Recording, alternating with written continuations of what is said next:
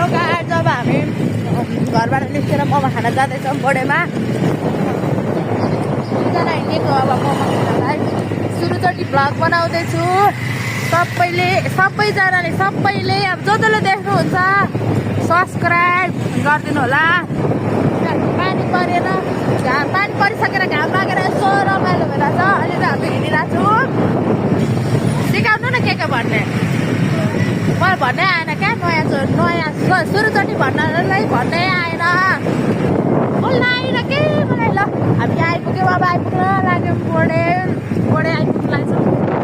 लाग्यो होला उतानिर ठोक्यो बाइकको त उसले हावाले आवाज पनि सानो आइरहेको होला।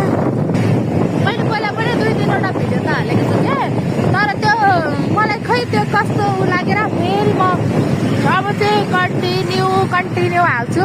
जस्तो आउँछ त्यस्तै भर्खर सुरु गर्दैछु। मोबाइल पनि छैन, राम्रो न।